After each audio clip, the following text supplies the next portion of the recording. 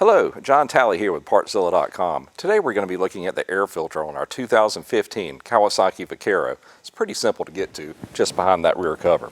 So let me go grab a couple of tools and I'll show you how to get it pulled and evaluated.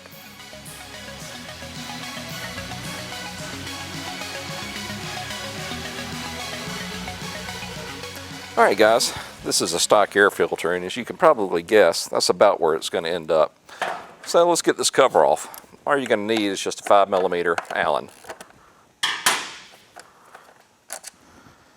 This bike has about 7,000 miles on it, and that's about when you need to take a look at your air filter. I mean, if you live or run it down a dirt road or you're in dusty conditions, well, then you're going to need to do it a little bit more often. Let's say every 3,000 to 4,000. And as you can tell by this machine, it hasn't spent a whole lot of time off-road. Really in good shape. And there's our filter. Looks like it gave us a little bit of a surprise. This is actually a K&N filter, which is a rather nice, recleanable and reusable higher performance air filter. We got one more bolt up top. So, guess what I'm going to do? Instead of just replacing it, I'm actually just going to clean this one back up and reinstall it. All right, with those three out, she just dropped straight out. And just doing an initial inspection of this one, I mean, she's in really good shape. I don't see any dirt or debris crammed in there, but I'm still going to go through the process to show you how to clean it. Alright guys, before we get started on this, I want to go over a couple of things. You know, listen, we're about to go through the process of actually cleaning this K&N filter. It's designed to be clean by using a couple of different chemicals, one to clean it and then one to oil it. PJ1 is a great manufacturer of products to do just that. I want to caution you though, your factory air filter is what they call a paper element filter, and it is not designed to be washed and cleaned and re-oiled. That'd be the death of it. The only thing you can do to clean a stock air filter is just blow it out with air. That's really all that can be done. That's one of the advantages of the K&N filter. Yeah, I know it costs probably twice as much as a factory one, but you can just keep using it over and over again, and its flow rate is a little bit higher than the stock one. So it's a bit of a performance upgrade as well. So let's get this one cleaned up. What we're going to use first is just called a cleaner spray.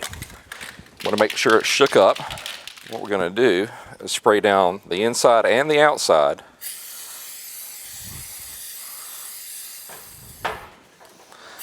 And we're going to let it soak for about 15 minutes. And once it's done soaking, then we just rinse it out with water and let it air dry. So let's let that soak for a while and then we'll get it washed out. Well, we've waited our 15 minutes. Let's get it flushed out and then re-oiled. Now, honestly, this filter was almost perfect. I mean, there was very little dirt on it at all.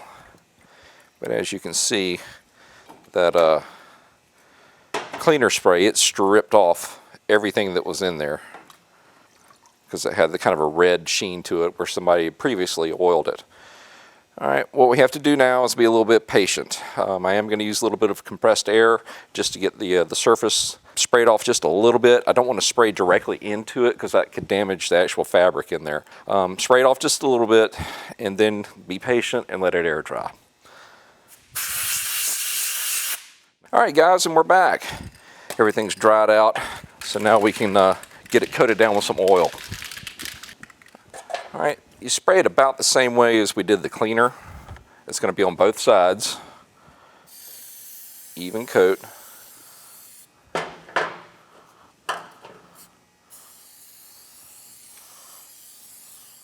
Alright, we've got a nice even coat on both sides. We're going to go ahead and wipe down the outer edges.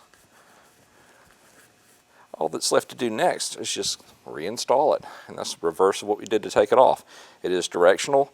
Make sure that all your K&N and lettering and whatnot is facing out, because this actually goes up inside that groove where there's an O-ring. Keep it sealed up. Also, make sure you didn't lose any of these little washers. Remember, there's 3 of them. Then we can get our outer cover on.